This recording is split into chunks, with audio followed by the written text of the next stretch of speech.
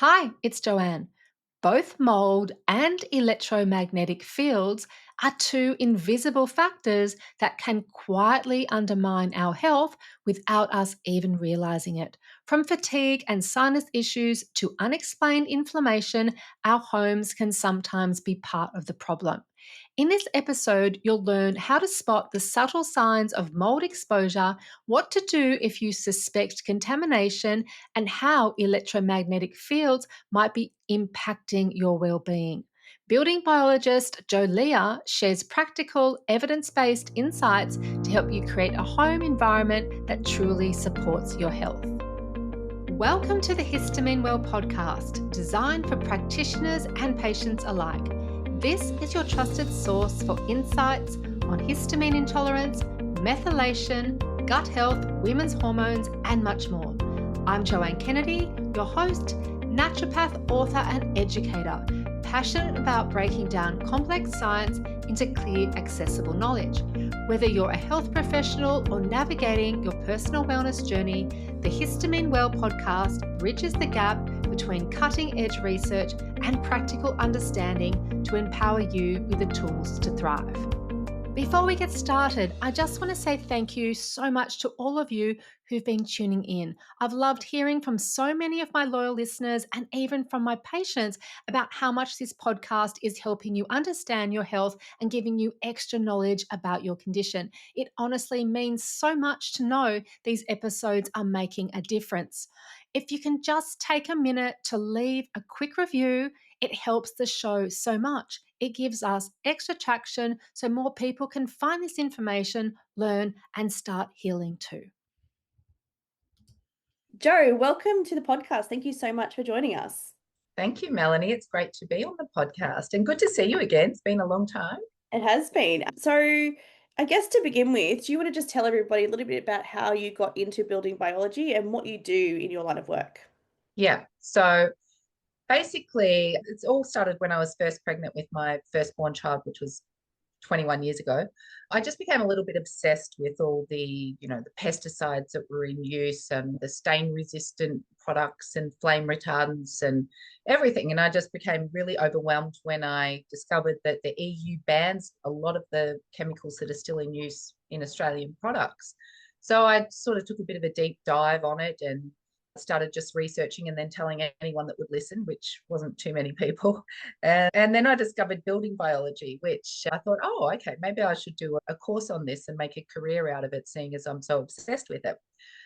So basically what a building biologist does is they look at anything in the indoor environment that can affect your health and tell you how to fix it or what you can do to swap things out and just have a nice, healthy home that you're living in. Basically anything to do with air quality, VOCs, off-gassing from building materials, mold and moisture issues. We look at electromagnetic fields.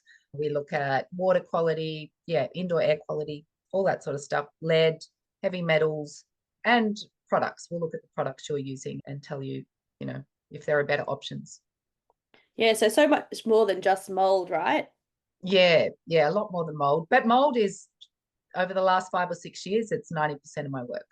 Yeah, it's a really big topic. And this is where we do start to have to look at environment. When we see, if you're someone who is experiencing a laundry list of symptoms, we always see people coming in. I've seen this naturopath, that naturopath, it's not working. And I always say these naturopaths are doing exactly the right thing that they should be doing for that condition. But when those things don't work like they should, you need to look at your environment. And that's where somebody like you can be really helpful. So we will focus mainly on mold because that is what we deal with in the majority of our clients as well. What would you say are some of the early signs that a home or a work environment may have been impacted by mold? Often the first thing you'll find is that there'll be a musty smell.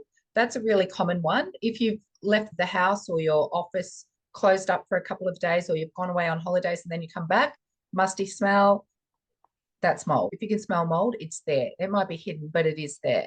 So that's a really obvious one.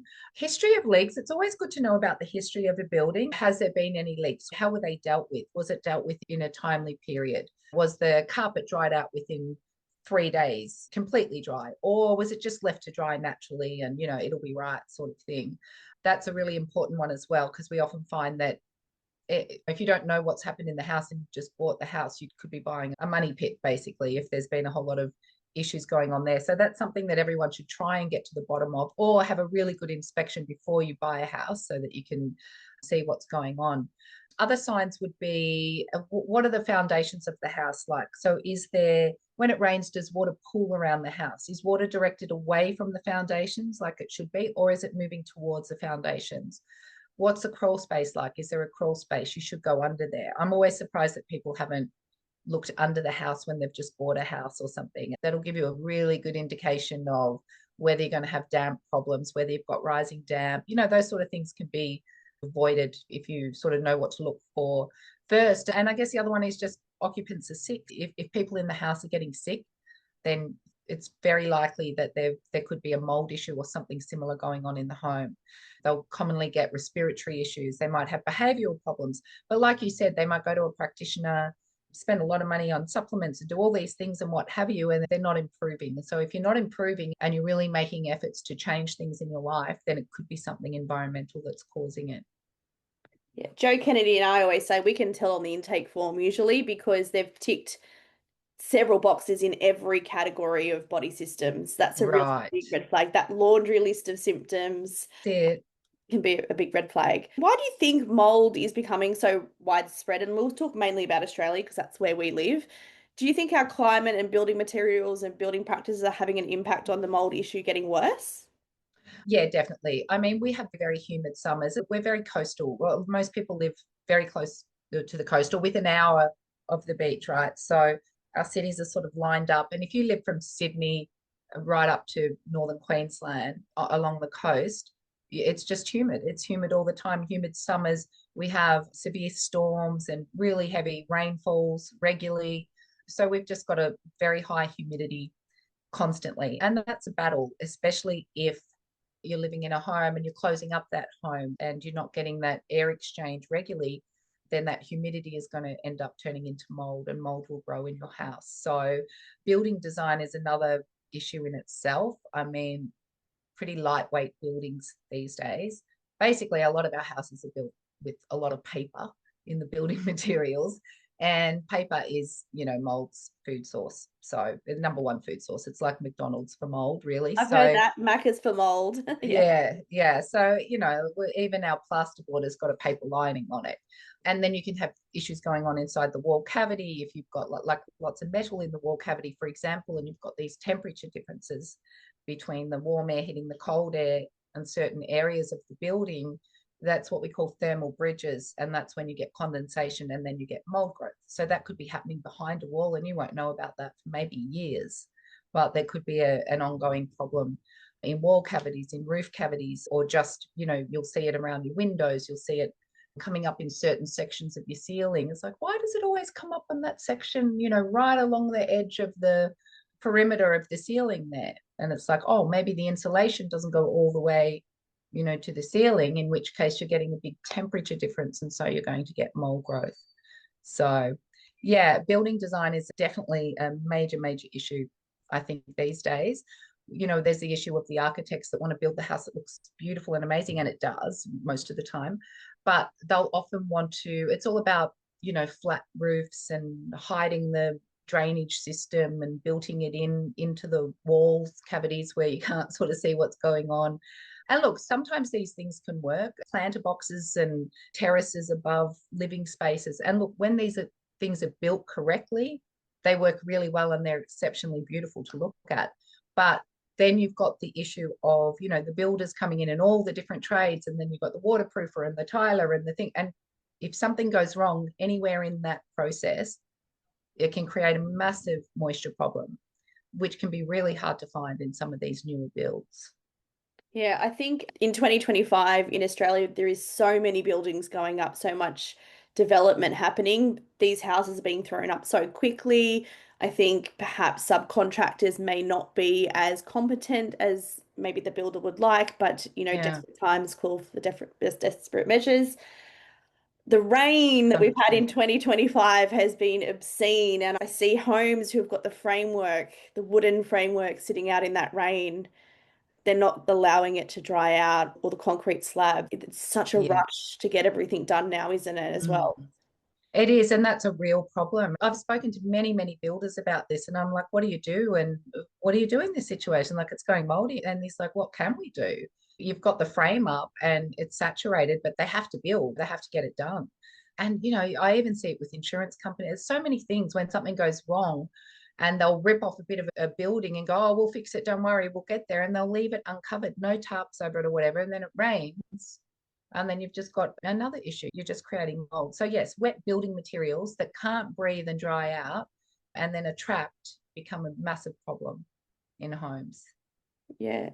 Yeah, absolutely. And not to be an alarmist, but it's just a little bit scary to think that one person's incompetence, or even just having a bad day and making a simple mistake, can have significant effects on your health if that does create moisture getting into the home that then can't get out, that Yeah. allows mold to grow. But these are the things that we're dealing with.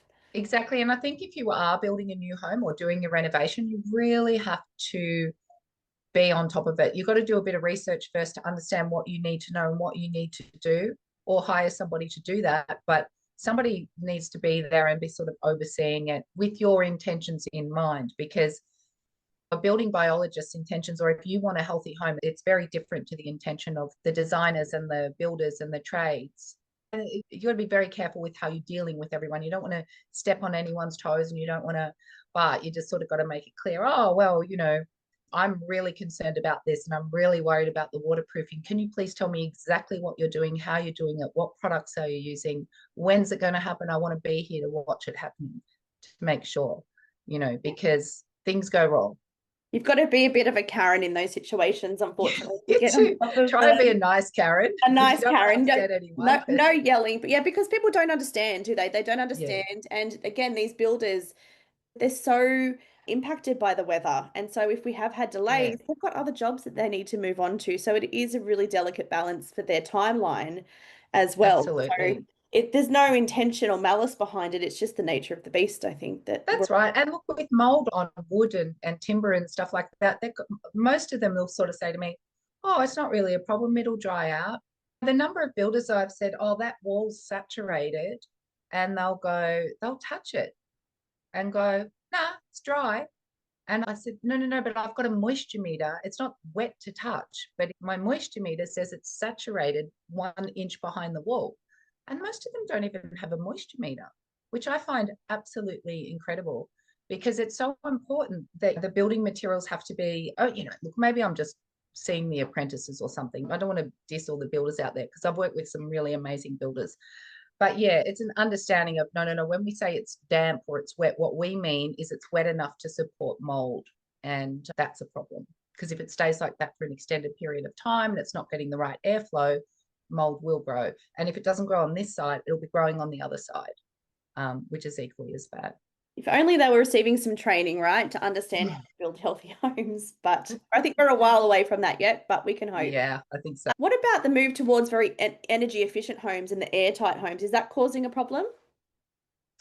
Yeah, so the airtight homes, that's definitely, I find that to be a big issue, actually. Look, if you live in the old buildings, the way the old buildings in Australia, or definitely the old buildings in Sydney, we've got those really old style 100-year-old homes, very, very leaky air in and out. You can't really heat it in winter because the air just goes out through the single glazed window. And, keeping cold, cooler in summer is difficult as well in a lot of these houses. But if you live in them and you let them breathe, and you're not heating and cooling and shutting the windows, and you've just got airflow every day, they work perfectly fine. I live in a very old house and we rarely heat it and we rarely cool. We just use fans in summer and got one single little heater. Now, most people are not going to live like that. We're like, put a jacket on, get out, I'm not dealing with mold. So it's what we're doing, right? But most people won't live like that. So they want the heating and nice and have it comfortable and everything. And that's great. You can do that. But you have to understand how the house works and is it breathing? And if you are closing it up and making it airtight, there's still got to be those air exchanges, and the air's got to, come out. Like every time you turn on an extractor fan in the bathroom, you're pulling air from your house and it's going out there. So you're creating a movement where the air is moving from your house up. So if you've got like a crawl space and the crawl space is moldy, you're drawing air from up there and it's coming up through the house and out through the extractor fans, right? So there's a real science to how the air is moving in your house and what's creating that movement. And you have to understand where it's coming from. So if you've got your range hood and an extractor fan on in this bathroom and another one in that bathroom, you've got all your windows closed, but you've got like a moldy subfloor, then you're bringing that up into the air and it's trapped in there now. It's trapped into your house. And I've seen people, I did a job a couple of years ago now in the inner west, and they were given, there must have been a government grant. A lot of these old sort of terrace houses were given a lot of money to put towards making the house more energy efficient. So they were given a certain amount of money that had to be spent on certain windows or ventilation coming into the home, or just things that were going to seal it up and make it more energy efficient. And this lady had spent the money on sarking on the roof. Now, sarking on the roof is a great thing in normal circumstances, but she'd sealed up all the windows, she'd sealed up everything else, but her house was such an old style house that what she did was she sealed it up to the point that there was just no air, and she created mold through her entire attic and all through the top levels of her house. And then there was rising damp issues, which she was getting mold. She's always had rising damp, but in a leaky house, that damp just dries out. The humidity goes into the air and then it evaporates and it's fine. As soon as you seal it up, then you start getting mold everywhere. So what she did was she just created like a little mold haven with the money that was spent on retrofitting and making it a nice passive house. In Europe, they have all these really airtight homes and they're just built perfectly, but they always come with a HRV or an ERV system. So the lungs of the house, the HVAC system, are working with the house. So there's a constant flow of clean air that's being recycled and coming back in, and it's all done perfectly. So they don't have these problems. They also have double or triple glazed windows, and they build with proper building materials and better building practices. So they don't have the sort of issues that we have here, but it's like we've adopted some of their methods, but we haven't done the full. If you're going to do it like that, you've got to do it properly. I do have a lot of European clients and they still have a culture. They will always ventilate the home, open the windows, let the air, Yes. even in the dead of winter, they're still allowing that airflow. Whereas Yeah. in Australia, we're closing the doors, putting the air conditioning on in summer, and then closing the doors and the windows and putting the heater on in winter. And we don't get much of that airflow happening, like kind of what our grandmothers used to do, that fresh air. Yeah. That was one of the biggest problems in our old home. The ventilation was terrible. Even if we opened the windows, we just didn't get good airflow throughout. Right. And now that I do live by the beach, I learnt my lesson that you can't leave everything open or doors start slamming internally. Yeah, that's true.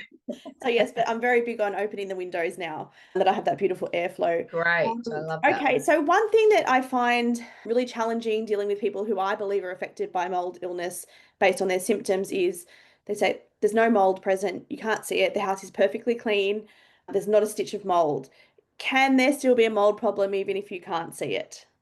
Yeah, absolutely. It's very sneaky. You've got the airborne spores, you've got the fragments, mycotoxins released from mold, and it can be growing anywhere. It can be growing behind a wall, in a roof cavity, in the crawl space, or anywhere in your room. The amount of time people say, I've got no mold, and I look straight under the bed and on the wooden slats, and there'll be mold on the wooden slats. Sometimes a lot of people have very dark bedrooms or whatever, and rooms that they mightn't use very often, and they don't have very bright light there. And if you get a torch and you shine it very carefully across a ceiling, one room I could just smell mold, and I'm like, there is so much mold in this room, I can barely breathe. And then she's going, no, I don't see any, and I shone a light on the ceiling, and it was so evenly speckled with mold over the entire ceiling, and that mold must have been there for 30 or 40 years. When it wasn't created by her, it was created by the original owners. It was just from high humidity. Constant chronic high humidity had caused that issue. But yeah, you've got to also know what to look for. But if you can smell it or if you can see it, and sometimes neither of those things will be there, but it can still be affecting you. Yeah, and that's the hardest thing. It has nothing to do with how clean you keep your home. It could be a pipe that is very slowly dripping in a wall cavity that you don't even know about. And that's where I do find it the most challenging because people don't want to think, they think there's nothing here. So do you have I don't know, an anecdotal story that you could tell us about a house that you've been into where it didn't look like there was anything there, and then you found maybe in behind a wall there was a massive problem or something like that, just to reassure people. Yeah. That's the biggest hurdle I have. People just Yeah. don't want to, and it is hard to believe that your home is making you sick, and I do understand that because I've been there. Yeah, actually, I've done a couple of new builds, two new builds in the last probably month. Absolutely beautiful houses, but the same problem in both house. Well, actually, slightly different. One was in the garage, one was water getting in. And look, they still don't know how that water was getting in. I don't know if it was getting in from above the garage door, they don't know if it was getting in right at the top, but it was coming in and it was just coming down like just a slow drip. And the owner just saw it one day. And she was absolutely paranoid about mold because she moved from her old house because of mold. And she thought getting a brand new house, she shouldn't have any problems. So anyway, we get there, I test it. The builders come back and go, no, no, no, it's fine. We'll just put a bit of a vapor barrier here and do whatever. And she's like, no, no, no, I think there's mold there. So she got me to test it. And sure enough, I did an air test and it comes back very high with Stachybotrys.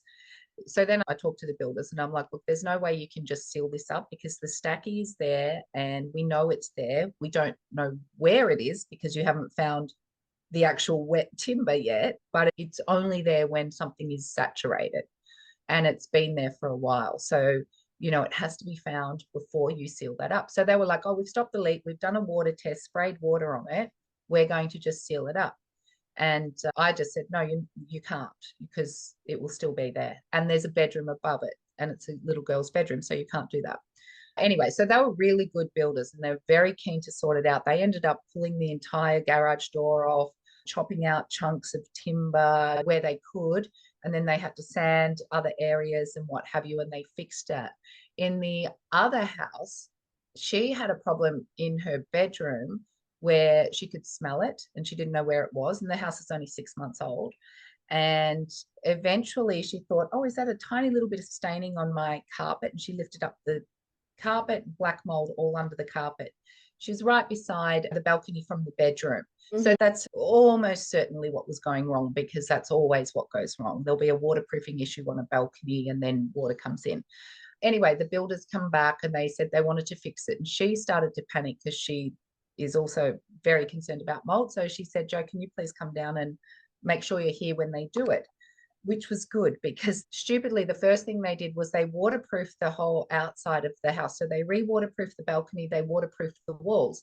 And then they did a leak test with a hose and go, it's all done, no water coming in. And I said, but why would you do that first? Why didn't you do that so we could see where the water was coming in? Because it may not be coming from the balcony. It might be coming from the top. It might be coming from the back, And they're like, oh, no, it's stopped now. It's all good. And they weren't going to pull the skirting off. And I said, no, you have to take the skirting off and you've got to go 30 centimeters further than where we've seen the mold. So they cut it out, see mold, all surprised, and then go another 30 centimeters, further back and above and round. And then I said, this all has to be dried out. And they weren't as keen on, they're like, it's dry, again, touching the wood. It's dry. I go, and I get my pin moisture meter and go, look, 100%. It's as saturated as it gets. So that has to be dried out before you seal that wall up, and it needs to be tested for mold. You can't seal it up if there's mold on there. So they weren't happy about that, but at the end of the day, the house is under warranty and it needs to be done. That's really good information because it sounds like having you on their side with the remediation, because this is the thing, people are dealing with insurance, they might be dealing with landlords, they might be dealing with their original builder who are just there to quickly, basically they want to shut you up, get the job done and get out of there. And you're there to make sure it's done properly. That's right. And I write a scope of works, and when it's all formally written, and then, if they don't follow that, then legally that would be an issue down the line. I'm always recommending that the number one standard is getting a building biologist in. There's so much information that you have. Not everyone can afford it, but it is worth the money because of the time it can save you and the nightmare and the headache, because it is difficult. There's a really broad, different understanding of the impacts of mold, from it's fine, it's not a big deal, to knowing that it can absolutely destroy somebody's health, and anywhere in between. Yeah, absolutely. And, you just want things done properly. and somebody has to be there to oversee it. And look, the problem is when houses are under warranty, the builders will just come in and they'll fix it and they'll do it their way. The good ones will sometimes pay for like me to come in. If the owner says, no, I want a building biologist, so I know what's going on, I need this, you need to pay for the post-remediation verification, so the testing at the end to say that it's fine. They'll often do that, but they might not pay for me to go there and just be like, hang on, what are you doing now? Can you do this? Can you? I say it in the nicest possible way too. I'm really nice. I'm Without being like, a Karen. That post-remediation verification, I imagine, would make them a lot more willing to go that extra mile to make sure that they really have got it, so they don't have to. That's right. Because otherwise they've got to come back again and do it again, and then pay for more testing to make sure that it passes. Yeah. Before we go any further, I want to speak directly to the practitioners and students listening. If you're intrigued by histamine and methylation and eager to expand your knowledge in this fascinating area, we offer the Histamine and Methylation online group coaching course, the only program of its kind. It covers everything you need to know about histamine and methylation, providing both the theory and guidance you need to treat these issues effectively in clinical practice. We cover SIBO, hormonal imbalances, oxalates, MTHFR, the 4 pathways of methylation, including the folate pathway, methionine pathway, tetrahydrobiopterin pathway, and the all-important transsulfuration pathway, and much more. The program is delivered by detailed online webinars and handouts for you to keep, and for 8 weeks you'll meet with me for live coaching calls in a private community space with other practitioners from all over the world dealing with histamine and methylation issues in their patients every day. Together, we learn so much. To learn more and apply, visit joannekennedynaturopathy.com. So if someone suspects they do have a mold problem, what would you say the first 3 things or first steps that they should take? And is there anything they should avoid doing? Because sometimes we get to them a bit too late and they've done something and they've made things worse. The first thing to do is find the moisture and stop the moisture. So sometimes it's really obvious you've got a leak, or you see a big patch come up on the circle and you go, okay, that's clearly a leak. So fix it, stop that water coming in. The next thing I would say would be improve the ventilation. So air everything out, make sure everything's, wipe things down, wipe any mold that you see that's not more than a meter squared. And you don't want to be wiping mold that's come from a big leak. So if you've got a big circle of black mold on your ceiling, don't touch it.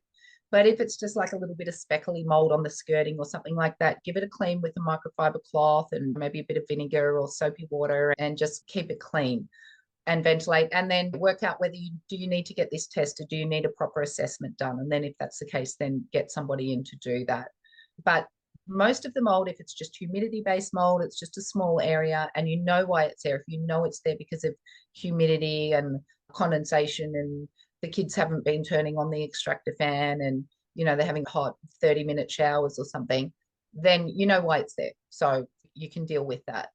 But if it's, well, we get it all the time, we don't have very long showers, I think our extractor just goes straight into the ceiling cavity, it doesn't go outside, you could have a whole lot more issues going on. It could be happening in the roof cavity, you could have mold going on. So first thing, obviously always protect yourself, weather protection if it's going to be bad, find the moisture source, stop it, improve ventilation and airflow, and then work out if you need an assessment or not. They're probably the main things to do. Do not use bleach to clean it. Don't paint over it. I see that often, like, oh, well, it's fine, we'll just paint over it, it's gone now. And don't ignore any health symptoms. So if anyone's sick, then, move quickly. Yeah, and I'd say don't go messing, as I said, if you've got a big patch of black mold, don't go knocking down your bathroom without protective equipment for yourself, but even protective sheeting to stop it from contaminating the rest of the home. And don't let anyone come in and drag moldy materials through your bedroom from the ensuite and contaminate. It happens so often, yeah. So don't go all gung-ho and start breaking gyprock walls, and sometimes somebody will just want to go, oh, just rip it out, it'll be fine, and drag it through the house. And no, like you said, that will create big problems. Yeah. So I always recommend to our patients you get an individual inspection done, and then who is not the remediation professional, so that there's no issues there. If someone is having an issue with remediation, so some people, there's a long wait list to get remediation. Some people, where they are, they just can't get anybody out there. Perhaps Yeah. they're on a lease with their landlord and they plan to move out. Yeah. Are there things that people can do to minimize the mold in the home to help with their health? Because some people do feel very trapped. Yeah. Now, I've had a couple of clients, and this is just their anecdotal evidence that has helped them, is doing things like fogging and ozone, which that is not a remediation technique on its own, but the things people can do to try and reduce that toxic load of the mold whilst they're figuring out their next step. Yeah, look, I would be very cautious of fogging and ozone. It can temporarily reduce the airborne spore levels because fogging is basically when they spray something, sometimes a chemical, sometimes it's fairly non-toxic. But what it does is it works in theory because it dampens down the mold spores, brings them to the ground, and then you can mop them up or you can vacuum them. And that's what a lot of mold remediation companies will use, but they never, or they're supposed to never use it as a standalone tactic. I know there are some mold remediation companies out there that all they do is fogging.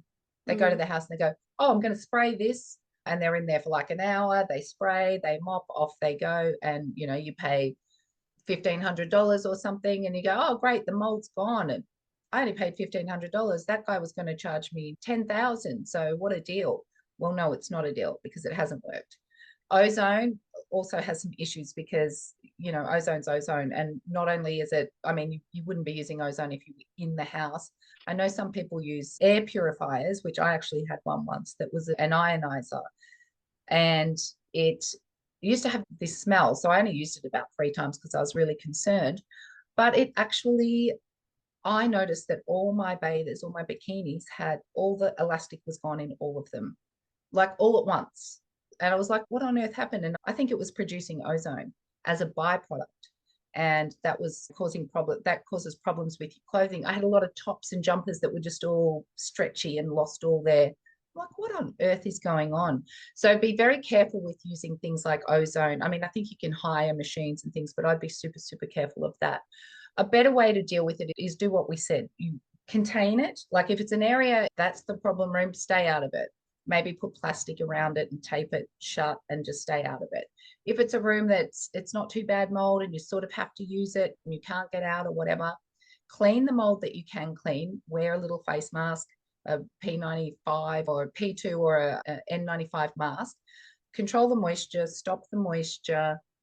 Use dehumidifiers, use air purifiers if you need to. If you have to stay in that room and sleep in that room and it's a bit of a problem, open the windows during the day.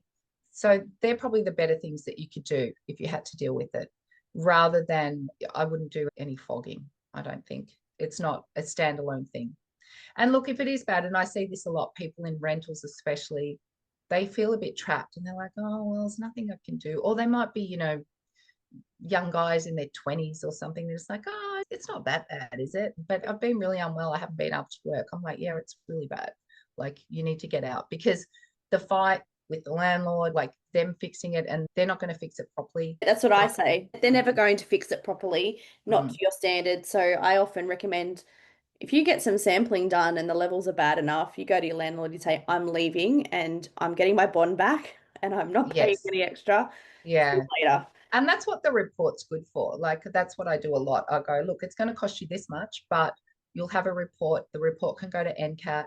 And usually it's enough. They just see the report and they're like, oh, this is too hard. Off you go. Use your bond back. And they just put somebody else in there. Yeah. So it is important to have that though, because if you've got the report, then you've got a leg to stand on when you go to NCAT. And look, I've got to say at the tribunal these days, they are really looking after the tenants. If they've been put in a moldy environment, it usually goes in their favor. So they're not sort of standing for these unsafe environments anymore, which is good. Amazing. And so you can help people through that process, can you? Yeah. Oh, good. Yeah. Some people ask me, and fighting like, insurance companies. Oh, yeah.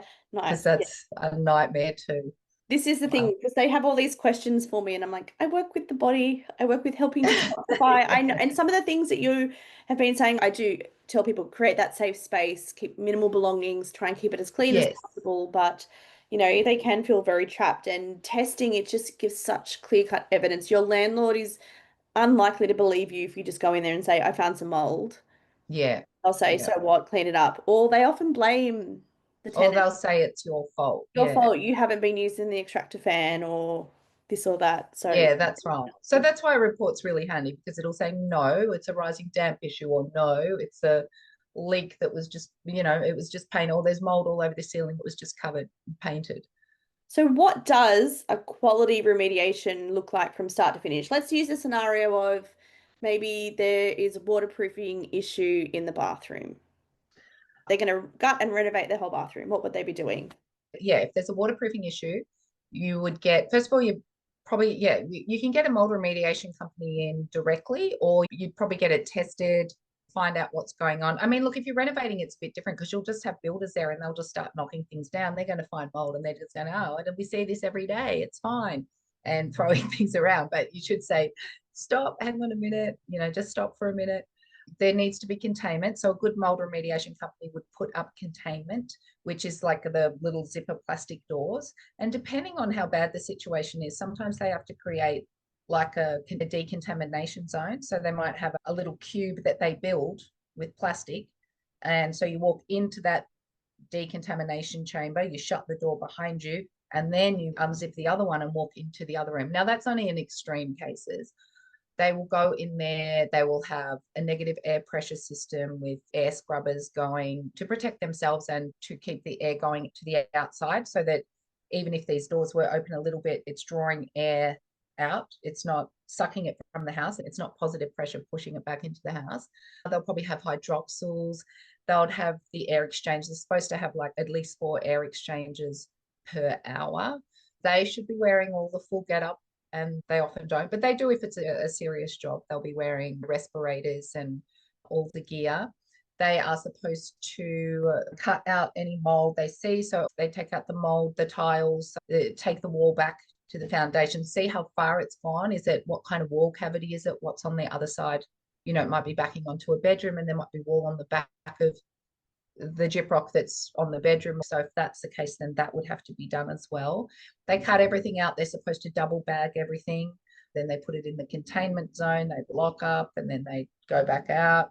And so that's the process. Nothing is supposed to be taken through the house that isn't double bagged. Often it's a good idea they'll pass it out a window, which is much easier for them. Then they've got to scrub everything. They have to get rid of any physical mold that they see on porous materials, has to be removed. They can scrub, like timber frames, anything that can't be moved. They can sand. I think they can sand up to about 3 millimeters on a structural piece of wood. But if the spores have got in very, very deep, then that might be an issue. In worst case scenario, what they will do is they will encapsulate the mold. Sometimes, for example, if it's a terrace house and you've got a shared sort of wall situation, and they're cleaning your bathroom wall, or they're pulling off something, they're not actually allowed to touch that other wall, because it belongs to another property, and it might have mold all over it, and they've removed all the mold on your wall and they're replacing all that. So they might just spray an encapsulant to try and encapsulate there and just sort of keep it there. It's not ideal, but that's really all they can do in those situations. Other times it might be a structural beam or something, and it's got all little nooks and crannies that you can't really get to, and they can't move it. So then they might spray it with an encapsulant. In that case, then I would come in when I was doing the post-remediation verification and take samples from that area to say, are we still getting mold there? In which case it wasn't done properly, and they have to come back and do it again. We'll take air samples. So yeah, that's what they do. The mold remediation company doesn't put it back together. It just pulls it apart. And then you would get a PRV, somebody like me coming in and testing it. And if I give it the all clear, then the builders come in and redo the bathroom, and then all the containment's down, and you go about your business and hopefully don't get mold again. So yeah, sounds like containment, removing, because I always say you don't kill mold, you don't clean mold, you've got to remove it. The microfiber cloths on those small amounts, you're removing it from the surface, because even dead mold can release toxins. Well, about 70% of mold is already dead, and the idea of killing it, you're probably just going to aggravate it and make it release its mycotoxins and things. So absolutely. Yeah, you just remove it. Just remove it. If it's a small amount, you can remove it yourself, but if it's a bigger one, you don't touch it. Yeah, I've heard a lot, the HEPA sandwich, so the HEPA filters, and so they got to clean. Yes. So at the end, like if they were doing a room, different in a bathroom because it'll be retiled and everything, but yeah, in a normal room, at the end, they do like a top-down clean. So they will wet wipe everything. They HEPA vacuum everything first, actually, and then they wet wipe everything down. They're supposed to change the cloth wipe or what have you, and then HEPA vacuum again every surface. And, none of this is cheap. It's very expensive to do that. But yeah, you do want it done properly because you don't want to risk everything. And then you really want to protect all your stuff as well. So you don't want these spores just roaming around, floating around the house and landing in your clothing or your couches or your mattresses. I'm sure you've seen horror stories, and I've had clients tell me that, the third remediation is what finally got rid of it because it wasn't done right the first time. The insurance did it. I had someone who the third time they said to the insurance, give me the money. I'm finding someone to do it myself because the people you're sending are not doing it properly. So another really contentious point I get is about belongings, porous furniture, things like mattresses, lounges, and whether mycotoxins can infiltrate that, whether that can be cleaned or remediated. What's your opinion on that? Generally, well, what the IICRC S520, that's basically the American standard, which is Australia is going to adopt as our standards, which is coming in any time now. Basically, it says porous items and semi-porous items. So porous items, it depends how contaminated they are. So I hear a lot of people like, oh my God, on a lot of these forums, they'll be like, you've got to throw out everything, pack up and leave. And I'm like, hang on, calm down. Like, first of all, we're talking about it. They'll put their lab results up there. And it's like, no, okay, you don't. We understand that you're sick and you're probably more susceptible to it, but you don't have to necessarily throw out everything. It's very important, like, what was contaminated? Was it in a contaminated room? Does it smell musty? Like, yes, if it's been severely contaminated and you've got SIRS or you're very unwell or someone's very unwell, yeah, maybe it's better to just throw out the couch or throw out the mattress or whatever. But if it's just a 1 or 2 year old mattress and you're living in a really clean, spotless house and you've got a problem down the other end of the house, this mattress is going to be fine, I can assure you. You can HEPA vacuum it, hit the mattress, HEPA vacuum it, it's going to be fine. But generally, porous items, and you'll know, like if you get the clothing and the clothing's got that really musty smell, it's probably been sitting in a moldy cupboard for a very long time and it may not have physical mold. What can you do? If you really want to keep something, you wash it in borax. I soak things in, like, I had a friend give me moldy, it smelled like mold top once, and I really love the top, and I'm like, I'm going to see if I can salvage it. So soak it in borax and then put it through the wash, the hottest wash it could handle with soap. I did that 2 or 3 times and then hung it on the line in the sun, and then I give it the sniff test and it smelled superb. It was totally fine, completely nice. So it's fine, that can come back in. Yeah, that's what I recommend to my clients. Yes. And I had one woolen blanket, I couldn't get the smell out. After 3 washes, we just had to. Yeah, and that's it. And it's like people will do it with leather and they're like, oh, it's still got the dots there. I go, well, it's in there. So, like, I'm sorry, you can't. I mean, you can wear it moldy and leave it outside and then wear it to the pub or to the football or whatever. Leave it in a plastic tub in the garage and only wear it outside the house. But I wouldn't bring it in and put it with my other clothes. So basically the porous stuff you've got to be careful with and really think about it. Books, and some people go, oh, I've got to throw out every book. And I'm like, okay, well, what room was it? A lot of books have mold anyway. A lot of books are really old, like 30 years old. If you go to the library and you bring home a book, good chance it's probably got some mold on it or a little bit of that discoloration on the outside.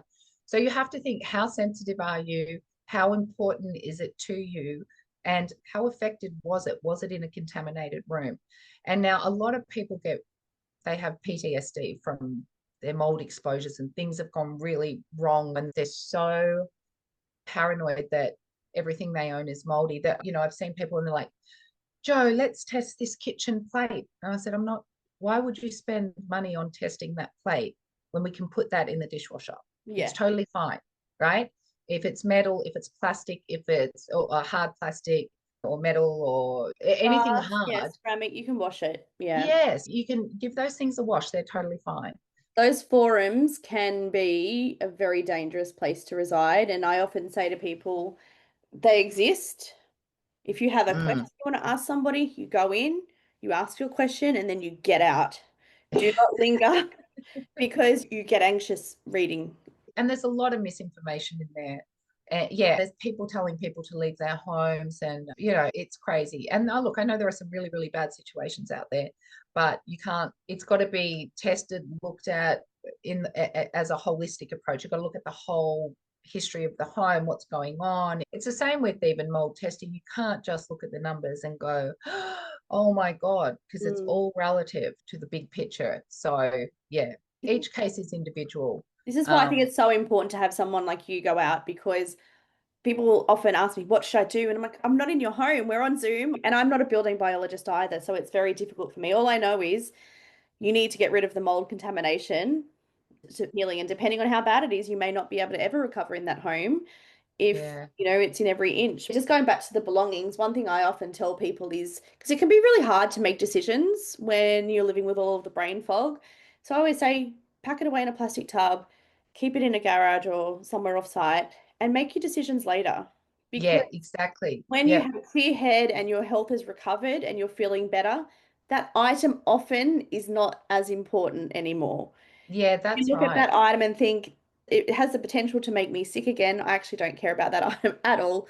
It can go. And other things are Exactly. sentimental that you want to keep, and you could potentially bring them back. But when you're recovering, it's really important to stay away from mold as much as possible. But it's not realistic to avoid mold for the rest of your life. And I hear a lot of these stories about, I went to a friend's house for dinner and then I was on the couch for 3 days. Like, that's not my Mm, experience of what happens. You mm. develop some resiliency. I think that the mold issue that we're having is modern buildings in combination with modern living and the stress and the poor health that we've already got. It's Yeah, not just, that's right. I often think, my heritage according to ancestry is very much in like Northern England and Scandinavian countries where it's cold and damp, and people Mm. were not experiencing SIRS back then that we know of. And I get this a lot. It'll be with people that have had a really, really traumatic experience with mold.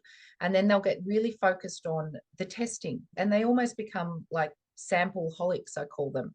And I'm Mm. like, listen, you need to stop. We are doing too much testing on your house. Your house is totally fine. I've tested it 3 times, like sometimes every room. And I'm like, there is nothing going on in this house that's concerning. And they'll be like, but why were the numbers higher this time than last time? And it's like, I'm not just looking at the numbers to make this a healthy home. They're like, it's safe or it's dangerous. I go, it doesn't work like that. The mold levels change all day, every day, outside and inside. If you vacuumed in the last hour, I'm going to get different results in your house than I got. If I knocked the curtain and ruffled the curtain when I walked past and then took a sample, I'm going to get a higher number.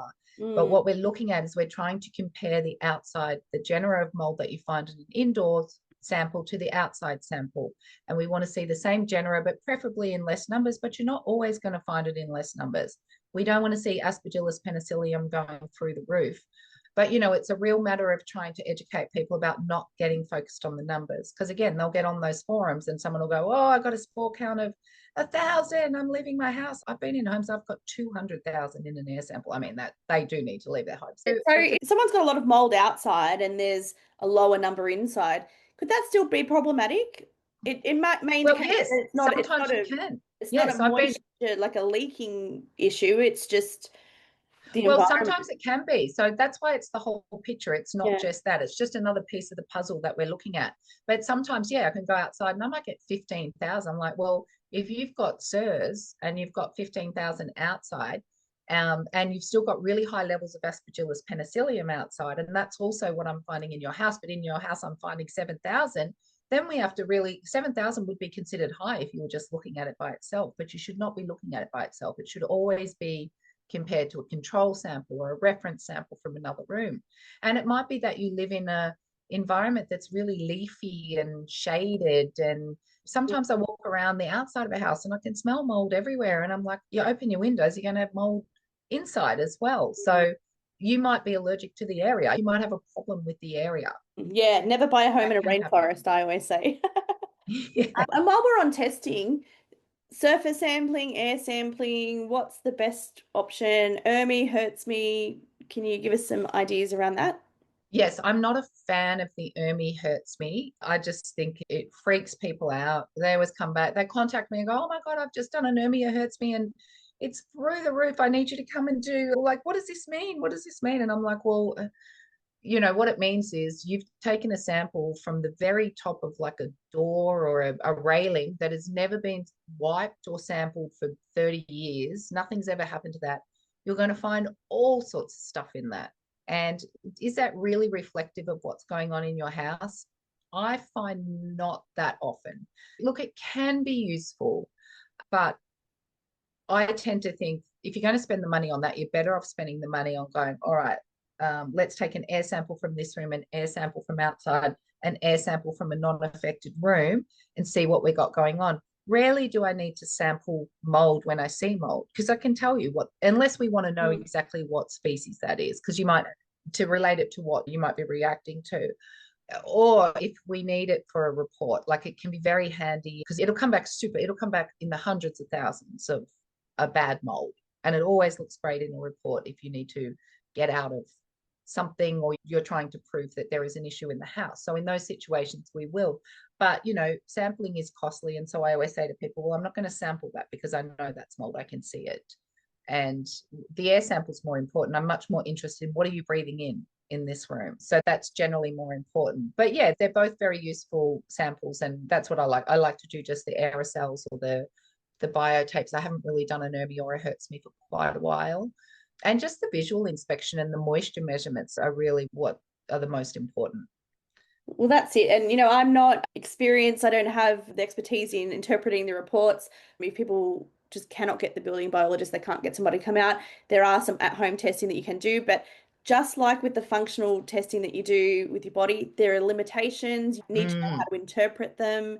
You need to know the right conditions to take them in to be able to understand the results. But I will reiterate again, I really encourage people to get a building biologist because they're going to guide you on remediation. They're going to guide you on whether you need to do the extra sampling or not, finding the leak, all of those things. It's their expertise. And it makes my job a lot easier when somebody comes back and said, I've had my biologist come in, we need to do this, this, and this, because then I don't need to try and figure out how to help them because I don't know all the answers when it comes to the home.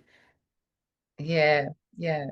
So just switching gears a little bit, because I know when you came to my home, you did EMF sampling, and I really loved the test that you did with the iPads because we looked at what it looked like with the Wi-Fi on, and we had a look, the EMF coming off the TV wasn't so bad because the distance was there, but the iPads, kids are looking at them up close. I always tell my kids, no devices on your lap, protect your reproductive organs, and, don't lay down and have it too close to your head. Tell me some of the things that you're seeing. Why is EMF problematic for the health? Like, what are you seeing out in the world of people's homes? Yeah, I've just seen homes these days, very smart homes these days. Everyone's got the kids are all wearing their little AirPods and they have the mesh system in the houses and everyone's got wireless speakers beside their bed and driving an so many electric things, car. and even things that are designed for children that just have such a high EMF output, and baby monitors, they're crazy high, most of them. So yeah, sometimes it's quite funny because people might get me and they go, oh, there's a mobile phone tower, 400 meters down the road, and I'm really concerned about it. And we're thinking we might need to move or something. I go in there, the tower's having no effect on the house. And I'm like, you've got crazy high, but it's all your own doing. Like if you just moved all this stuff out of the bedrooms, it would be fine. Yeah. So it's just knowing where it is, how much it's producing and where it's going to go. There are other things. That's the main thing people think about is the wireless radiation, radio frequencies from all your wireless devices. But there's also the magnetic and the electric field. Now the magnetic field is, I think it's probably the most concerning, and you won't know unless you get that measured. In older homes that you can often have a very high magnetic field if they might separate the active and the neutral when they're doing the wiring, and that just creates a big sort of loop and you get this, and then you've got a huge magnetic field. Or they used to, I don't know if they still do it, but they'll earth the house to the plumbing. And so then you've got current traveling on your water pipes. And so that again creates a massive magnetic field that runs wherever those pipes are running, wherever those cables are running, under the floors or through. So you can track it. When you've got the meter, you can track and see where it's going. And sometimes it's right behind a bed head. Or I did a home the other day and the husband's bed head was directly behind the solar inverter, which had feeder cables that were coming around. And it must have been separated because I don't normally get such high readings from it. And it was sort of wrapped around the house. So he had the meter box like literally this far from his head. And he had the Fronius inverter this far from his head and all the cables running right back. I got 1,000 milligauss on the wall, which I don't even get that high if I go to like a transformer on a power line outside. And I said, oh my goodness, this is like the highest I've ever seen literally on a wall. Now it drops off very quickly with distance. So by the time where his head was actually sleeping, it had dropped down to 21 milligauss, but we want it to be less than 2 milligauss during the day and less than 0.2 milligauss at nighttime. And it's not going to drop down to that. So you're sleeping in this very, very high field. Now, the World Health Organization classifies magnetic fields over 4 milligauss as a class 2B carcinogen. So it's like a possible carcinogen, because there were some epidemiological studies done in the 70s where they were finding cancer clusters in children, and they couldn't work out why have we got these. And then they realized, oh, okay, like they all live near these high voltage transmission wires. And so they developed the Gauss meter to be able to measure that field. And that's when they said, oh, it looks like if a child's living in over a 10-year period or something of sleeping in a field of over 4 milligauss, it doubles the likelihood of childhood leukemia. And it's not, people just go, oh, well, it's not just the cancer thing. It's what it does, all EMF, it's stress on your body. It causes blood-brain barrier permeability. It causes oxidative stress. There have been numerous studies, thousands of studies showing all this. A lot of these are animal studies or, whatever, but we know that it affects sperm. We know that phones in the cell phone radiation can affect sperm and make it swim around in circles and not be able to find where it's going to go or have two I heads. tell both of my boys, no phones in your pockets. I want grandbabies one day. Yeah. And my son, even my 16-year-old, says to me, Mum, because very occasionally he will have it in his pocket for a short period of time, which I say is okay. But he'll say, I think I feel my leg getting warmer. Do you think that's real? And absolutely, it's real. But if you're doing it all the time, you won't notice it. And no one is doing studies on the cumulative effect of all these EMF products. That's right. And obviously, these people are making money out of them, so they're not going to say that they're not safe. And one of the gaslighting lines I've heard a lot is, oh, but it's not radiation because it's not the same radiation as X-ray machines. It's a different type of radiation. It makes your cells leaky, which means things can come in and out. As you said, the oxidative stress, mitochondrial damage. Everybody is tired. Children are so fatigued. Their mitochondria is not working. They're not producing that energy. That's exactly right. And look, of course, it doesn't break the DNA bonds like an X-ray will, which is a direct link to cancer, but it's the downstream effects that it's causing. You've got to look at that. Like, just a bad night's sleep is extremely bad for you, right? It's the waking up, it's the lack of melatonin production. Add to that the blue light that everyone's staring at right before they go to bed. It's a world of just fatigue and stress on your body. You're not giving your body that chance to recover and repair overnight, which is the most important thing. Like you said before, we're so resilient. We can handle a lot. We can take an onslaught, but we do have to have that time to repair. And that's why it's so important that the bedroom is that place where you repair. That's what I tell my clients. You got to get the devices out of the bedrooms, and the amount of people sleeping with their phones by the bed or kids under the bed, or they go to sleep listening to music with headphones in. And I'm that mum who they're not allowed AirPods. I'm that mum who, Mum, why we're the only ones who have our computers out in the lounge room. EMF is one part of it. The whole cybersecurity is another part, but it's like every little thing you can do can count. And as you said, distance is really important. Every little bit of distance you can create. You don't need to buy all these fancy shielding devices. I'm not even sure how accurate they are. But distance is your best friend. It really is. Distance, that's the thing. And that's what's great about EMFs. All the wireless stuff can be shielded and shielded very easily. And when I say shielded, I don't mean just, wearing a pendant or sticking a sticker on your phone. It can be attenuated. You can just reflect it the other way. So that's very easy to do. Magnetic fields can't be shielded. It's such a big wavelength that you can't actually shield it. But distance is always your friend. And it's also, where these things are, like understand what's going on in my bedroom. Am I in a good spot? It might be a matter of moving 1 meter to the right and suddenly you're out of that field. And we're very electrically charged, positive, negative ion running through our body. So this is why it's disrupting all of that. Probably should finish up because we are we've gone for over an hour now. But just 2 things before we finish. Those who wanting help, how do you identify a quality building biologist? I send all of my Sydney people to you. I like to have people that I can trust. There are a lot of charlatans or just don't know what they don't know. How can we find good quality, trusted building biologist who is reputable?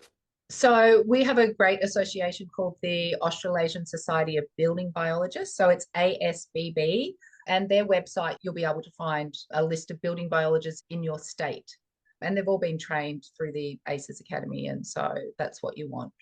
Yeah, I always put that link in for all of my patients. And I'd also say, Mel, see if they've got any IICRC training as well, because that's kind of the gold standard in training. So if they've got that, particularly for mold, that's important as well, I think. Amazing. Yeah, but it could very well be this EMF. If they've got a high EMF, it might not even be mold. It does have the ability to interrupt things. Oh, absolutely. In the same way. So, and how can listeners connect with you and find out more about you? Obviously, you're going to be listed on that website. I'm on that website, but my company's called NoToxRocks, NOTOXROX.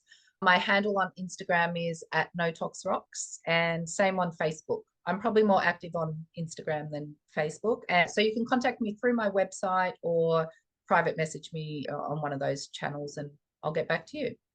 Amazing. Well, thank you so much for joining us. Your wealth has been amazing. And I really just want to get the information out there because people don't understand the impact that our home environment or our work environment even has on our health. We spend so much time there. Well, thanks, Mel. It's been great to chat with you. I haven't seen you for so long. So yeah, awesome. Thanks very much. So thank you for joining me. I hope you found this episode beneficial. Be sure to subscribe to the Histamine Well so you don't miss an episode.